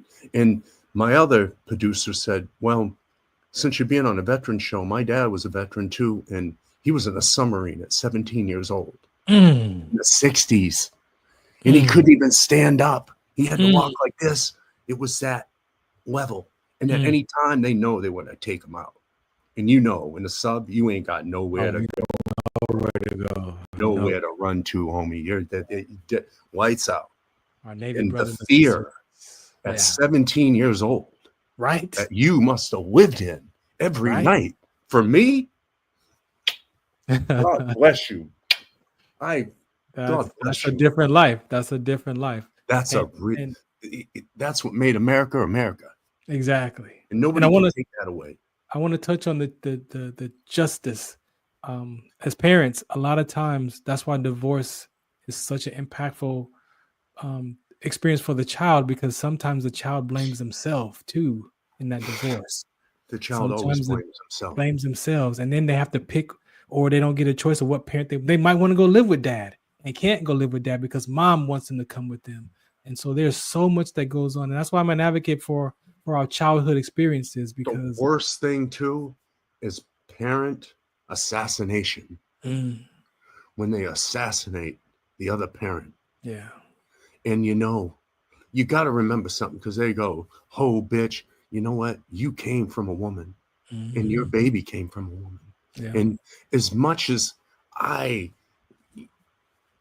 dislike the mom, she gave me the most beautiful thing I ever had. It didn't start out like that. And I was a single dad. Yeah. And I suffered. Yeah. I suffered. I really did. But in the end, look what I got. Look at it. Look at it. Beautiful. I got beautiful friends. I ended up in a movie with my idol. Yeah. When's that happen? I came from the gutter, man. Yeah. You know, I mean, if I did it, 7 years ago, I was in Bloomington. I was sitting I don't drink. I've been sober 22 years. Hey. And you can be outside and be a drug addict. You don't have to use, though. You don't have to use. Right. You don't have to go back. I don't care how bad it gets. I ain't going back. Yeah. Because I know how bad it was. Thank you. I ain't going back there. And for you to share that, right? For you to share that with others so they can realize it can get worse, brother. Yeah. Yeah. You go, oh, what could get, it can get worse. Yeah. And I tell everybody, you're one bad day away from being me. One bad day. Yeah. One bad day, it could all go wrong. You could end up. Big Dre, you ready? I want you to come back and Big share. Dre, get in here. Man. You ready? I know there was a story to tell. What's Man, up, Big Dre? Look, before we end this, Got me blowing my eyes all over veterans, man. See, before we end this not a tragedy. I've been talking to Coop, on the loop, and he was telling about stuff. And but the sandwich thing, I said, Kevin, you got to tell about the sandwich thing. We get on. Yeah. So I'm at the Dragon Fest. The Dragon Fest is a gathering of martial artists, right? And I got Kimbo Slice's son there, and the Dada 5000 is supposed to show up. So we're there, and nobody knows about bare knuckle fighters. They're like, who are these guys, man? These bunch of thugs, goons, right? So, anyways, I'm sitting there, I'm representing. I founded this Hall of Fame, and all of a sudden, I see Ron Van Cleef, the Black Dragon. And little Mikey's with me. Mikey's this chubby kid, and he's, Fufu's son, my drummer for the Temptations. I used to bodyguard for him, so he's my friend. Yeah. And he said, I don't care about the Black Dragon. I want a sandwich. I said, a sandwich. That's the Black Dragon. Ron Van Cleef goes, I don't care about the Black Dragon. I want a sandwich. And Coop looked at me and goes, hey, get the fucking kid a fucking sandwich, will you? And Ron Van Cleef looks at me and goes, sandwich, will you? And I go get a sandwich. He goes, get a boy sandwich. I'm hungry. you know, Coop. You met Coop. Yeah. Hey, forget about it. Get the guy. So he always calls me up and he goes, hey, where's my fucking sandwich? So that's the sandwich story. That was you. I'm looking at the Black Dragon. You know Black cinema. I'm whoa. That's the Black Dragon, Ron Van Cleef. Yeah. I don't care about Black Dragon. Memory serves well. 2018, if memory serves well. That's cool. He wants a sandwich, brother. He wants that sandwich now. I want a sandwich. So we have veteran T-shirts on the website. I don't want to forget because Mark will kill me. Go ahead. Veteran T-shirts on. If you go to the Bare Knuckle and Bodyguard Hall of Fame, which Dre is a legendary member of. Yeah. And Ron Van Cleef will be joining us. So will Cooper, and so will you. Yeah, Detroit. We go after warriors, and we don't go after guys who wear gloves. We don't go after guys who like pretty trophies. We don't go after guys that have referees and wait. Yeah. No. How we pick them? We get down all the way. You got to pick right here. Kevin had a different way of picking the boxers, but I wanted to pick the bodyguards the way they deserve to be picked because the executive protection. You graduate. We graduated. We was once bodyguards. But we turned to EP specialists. We got a little bit different. Yeah. Said God, what security specialists and executive protection level 3. We don't do that like a little making $50 an hour. We're 1,000 a day kind of things or 10,000 a week. We go. Kind of yeah. We go up. Madonna, we average $100,000 a year, and we didn't do half of the stuff most people do. Wow. He sent me to a Dallas Cowboy superstar. He goes, I gotta go. He goes, I got robbed twice. I gotta go to some. Yeah. He goes, I gotta go. Shout out to Orlando. He goes, are you law enforcement or are you military? And I said, I'm military. He goes, you can stay. Wow. And he says, I'm worried about my wife, and his wife is one of the prettiest women in the world. Wow. We can say name. Wait for the boogeyman. Dre Michelle. Is he coming? That's my wife. He wasn't coming. Yeah.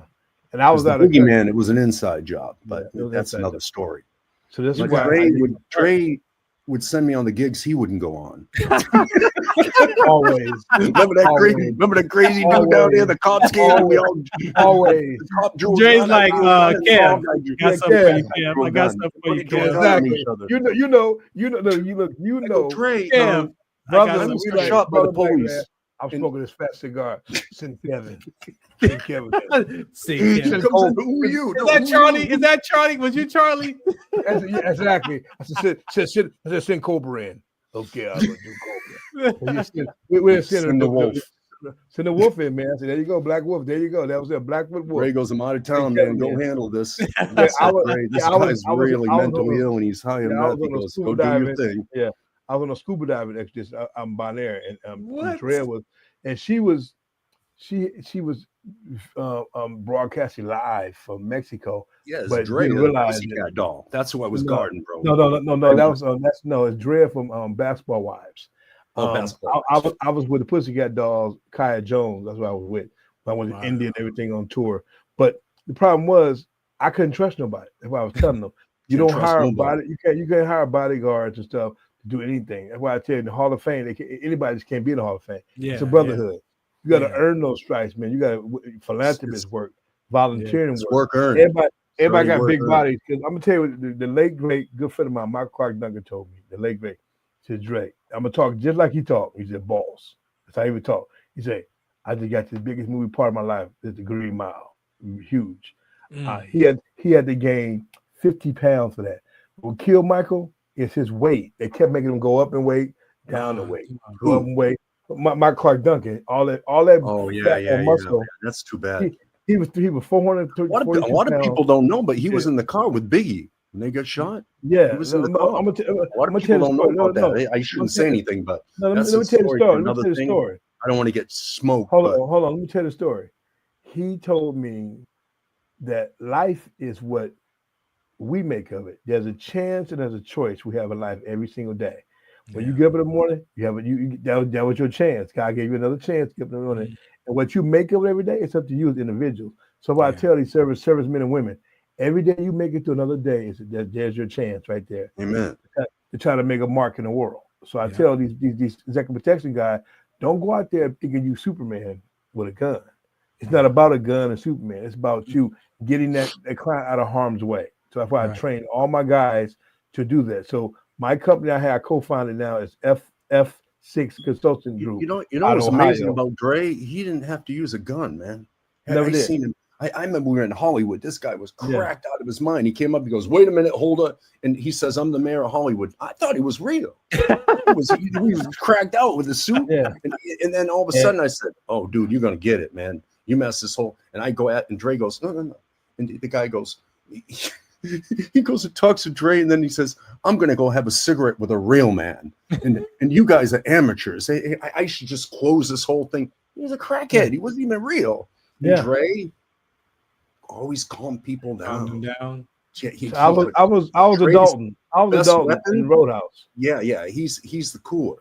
It's the cooler. I'd clean him, but he'd cool him. He'd say, dude, you know what? And I had to do no martial arts skills. I'd had to do none of that stuff to prove that to anybody because he would say, you want to go out the front door or the back door? Back door. It's up to you, man. And that's what Michael said. The back door, you might fall, you might trip, you might hit you, you might get lost. And you know, Nico the Dragon. You might end up on a TV show. If you go through the front, I'm going to hug you, put you in an Uber, and you're going to be cool. Yeah. If you go through the back, though, you don't know what's going to happen, bro. It's my last hoorah I say before we end the show. Yeah. I tell everybody, I'm going to tell you brothers right now, and Cooper is listening, everybody listening. We have a bloodline of generations where we at. When it comes to our kids, you're a single dad with daughters of Farouk. He's a single dad, a female. I was a single dad with sons. What we do with our kids is teach them the evolution of how it is to be, how this world's going to end up. Yeah. We know how the world's going to end. If you read your Bible, you know how the world's going to end. It's not going to end in water, it's going to be in fire. So we tell our kids it's already happening. Live life the way, according to the way you want to live it. We can't live for our kids. Right. All we do is be good parents. When your kid grew up to be a serial killer or murdering people, you say to yourself, what did I do wrong as a parent? You did absolutely nothing wrong. He let their world get a hold of him. A world of deception, a world of damnation, and a world of Lucifer. That's what got to get a hold of your kid. So it's not your fault. So remember that, gentlemen. When you think that one of them days you wake up and say, I'd have failed my daughters. No, you ain't.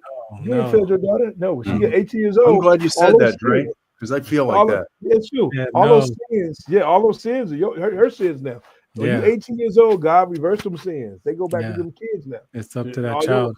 That's why we're trying to catch these children now so they can reconcile their life back before they turn into that. Before that happens. And that's my final word. You don't rehabilitate them when they're 50. Yeah. Thank you, Big Dre. Thank you for saying that. Man. That is so important. I mean, I'm on the prayer line at my church in the mornings, and and people are praying for their children. I'm like, you know what? Look at the prodigal son. Like, even in the midst of all of what that passage talks about, that one day in that pig pen, he came to himself. And that's all we can pray for, is that child for one day to come to themselves and realize, I got to get my life together. Yep. Those not sin, cast the first stone. I tell you about it. You know what it says by St. John of the Cross? It says, if a man truly wants to know what road he treads on, he must first close his eyes and walk in the dark. Yep. Amen to that. All day. We're walking in the dark. Kev. Yeah, and we keep walking. Thank you, man, for hanging out today, man. This was nothing but a pleasure, bro. I thank You're you a class so much act, for sharing man. your story. You're a class act. Where can they find you at, Kevin? Where can we find you at? Yeah, give us some website at. There's veteran T-shirts on the Bare Knuckle and Bodyguard Hall of Fame. Please post it up, Dre. Dre's one of our legendary inductees. Was our first inductee. Matter of fact, I hope you don't sue me, but it was kind of Dre's idea. Yeah. He said, "What about bodyguards, man? You're a bodyguard. You did a lot of time as a bodyguard." I go, "Nah," and he goes, "No, man. You gotta these. There's guys that go to work and they never come back. They just disappear. Farron. They go in the underground and they never hear from them again. I got 3 buddies, and then I got a buddy who fought in the underground and he was killed by another buddy of mine, and they were best friends. That's right. Try living with that. You killed your friend." Yeah, and he got inducted. He a pastor now. And he's a pastor. It made him become a pastor. It hurt him. One of my mentors too. One of my mentors. He taught me the game in the nightclub business. Him and Mike Clark Duckett. He was my mentors. Legend. Nico the Dragon. Legend. Toughest guy, man. I have him on the show soon. We'll give him a show. We'll have him on the show. Kev, that's for you. Kev, that's for you by Coop. Yeah, by Coop. Who said thank you for that prayer, man. It brought him to tears, man. He loved you for that. Got your voice, I love you, Coop. I love you, Coop. I love you, Coop. So yeah, website, right? Tell the website, Kev. We've been through a lot, not together. We were on the phone, but we went through. He goes, "Man, you won't believe but my car broke down, man. Now I got no car." I go, "Mine did too." It's like every day something happened, and we just held each other like glue. And then he said, "Dude, you need to go to the VA and get some help." And they got him a home. They got me an apartment. Yeah. So you know what? That's what I want to end this with. Yes. Go ahead. Don't give up, man. Go get, I said, you know what? They tried to kill me at the VA, and we all got that story. Yeah. How they let us down. You know what? Okay. But they still care. Yeah. They still care. There's someone there that still cares. You got to find that someone. Yeah. There's someone there that cares. Don't give up. Don't say, "I ain't going there no more." No, you can't give up. Because the powers that be want you to give up. Yeah. They want you to quit. Yes. They want you to quit. So they don't have to serve you. That's it.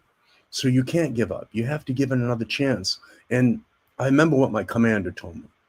He said, "They ain't no one coming, man." I go, "What do you mean? They're coming?" He says, "They ain't coming, man. Right. You got to get yourself out of this shit." Yeah. Copeland, he goes, "If you don't, you're going to die here. Yeah. You're going to die here by your fucking self." Yeah. So they ain't coming for you. You got to get yourself out of that room, man. I mean, if you're listening to me, you might go, "Well, he had better luck than me." No, I didn't, man. I didn't have better luck than you. I asked Dre. He suffered with me. We suffered alone. We did some stuff we can't talk about. Yeah. Yeah. And then you did too. We all did. I want to say, for my veterans as well, I did a lot of personal development stuff in the beginning, led me back to some church. I did some grievance classes when my dad passed away. But the one education that really helped me was the CBT, cognitive behavior, at the VA. And that was at the VA. And I want to tell you, that education helps you grab your thoughts and put them through that curriculum, and you'll discover how exaggerated our subconscious mind talks to us. You can't use words like all, always, and all the time, and you never do this and you never do that, and she never. You can't use those words. I learned one thing: the devil doesn't have horns, and he ain't red with warts all over him. He's got big boobies. He's got a round ass. He's got a nice car. He's got a Thank beautiful you. condo, and he's Thank saying, "Come you. on, move on in with me. Thank you. Come on in. Thank I got you, Kevin. I got Thank you, you. Dre. I got you. Yep. Well, I'm going to give you That's what it everything is. you ever wanted. Yeah. Everything Just your heart bow desires. down to me. All you got to do is Bow give me your down soul. to me. And That's Lagma it. comes, you go to the crossroads, and you make a deal. Yeah. That's it. That's it. So I suggest cognitive behavior for my veteran brothers and sisters. Cognitive behaviors offered through the VA. Did you do MDMR? Did you do No. that? The lighting thing? No, I no. went to go get it, and they go, "You can't get it." I go, "Why?" They go, "You didn't serve in a major war." Mm. They go, "Skirmishes and battles don't matter. You got to serve in Vietnam, World War II." And I go, "So I can't get it." And they go, "No." No, like I said, a lot of the things that we deal with, once we tell the truth to ourselves, we can heal from that. But we got to be willing to look and tell the truth, and it's gonna, people say, I don't want to go back in the past and look and experience those bad decisions or those bad experiences. But I'm telling you, that's where you got to go. You got to go back and experience that and feel it when you realize, okay, that's not who I am today. Mm-hmm. I gotta tell you something. That one line by a fighter told me, and then he posted it, and it profoundly changed my life. You know who Nate Diaz is, of course. Nate Dogg. Stockton. You know what he said? Do what scares you till it doesn't scare you anymore. Yeah. Think about that. Yeah. If something scares you, go do it right now. And keep doing it till it don't scare you no more. When it don't scare you no more, it's over. That's why I'm still getting married. Hey, 3 in them. I'm on number 2, bro, and I'm like, I had to go heal first, bro. I had to make sure that Farron is cool before I do that one again. I'll tell you what. There's a lot of pains in the world, brother. But ain't nothing like a heartache. I know. Ain't nothing like having your heart broken, and you're alone, and ain't no one around. A broken heart and a crushed spirit. They don't go together. They don't. They don't go together. Only thing that I found that could heal both of those was God. He can heal your broken heart and your crushed spirit. And I'm proof. You know what fear means? False evidence appearing real. Yeah. That's fear. Yeah. Fear is not real. Yeah. It's false evidence appearing. When my doctor told me that, my ears perked up. Yeah. It's false evidence. This ain't real. Yeah. This You ain't gonna happen. gotta understand how the brain can't tell a difference between real and imaginary threats. That's why people have to be careful what you tell your brain, because it'll listen to you.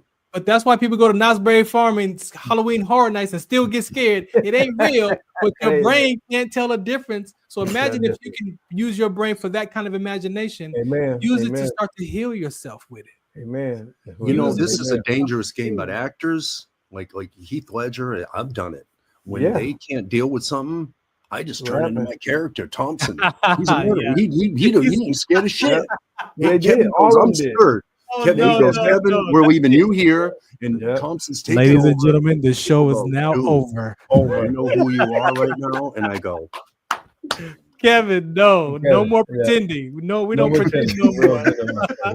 So Kevin, give them your website, please. We can call it evening, and give me your website. Yeah, Mark's gonna post it. It'll be posted. I'm sure people put it up there. So it's the Bare Knuckle and Bodyguard Hall of Fame. We'll be bringing you to Detroit. We're going to drag you over there too. What day? I haven't made it yet. I'm still. If anybody wants to help out and support us, we sure could use help. We got veteran T-shirts on.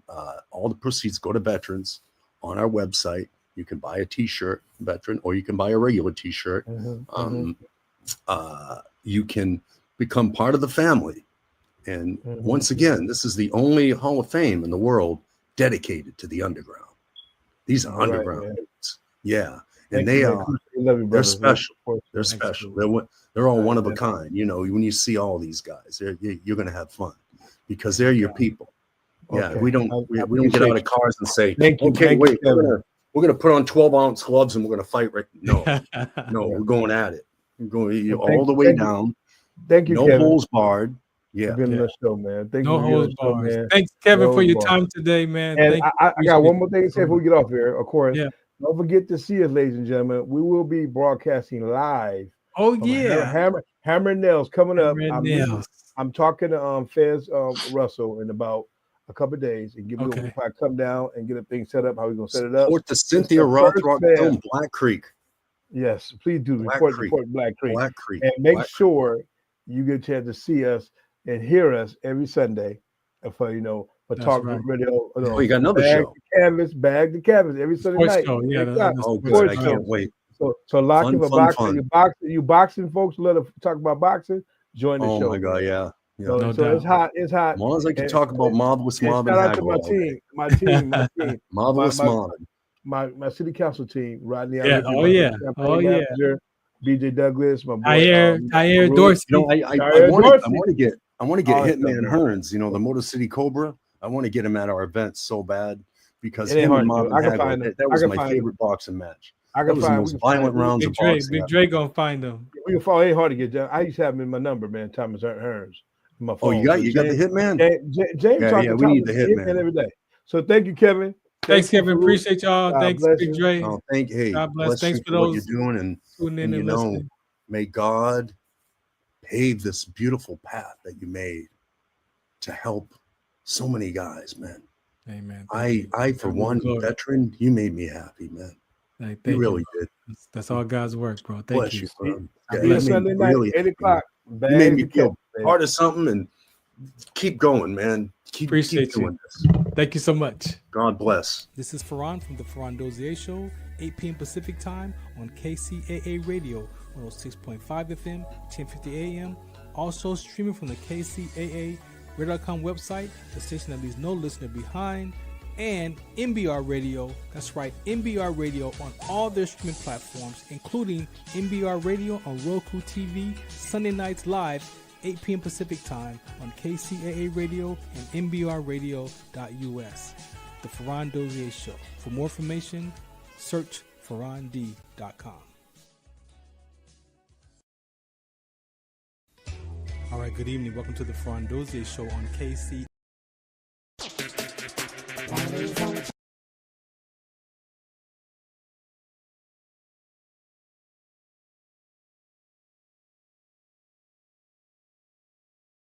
Ladies and gentlemen, thank you for tuning in to Military Broadcast Radio.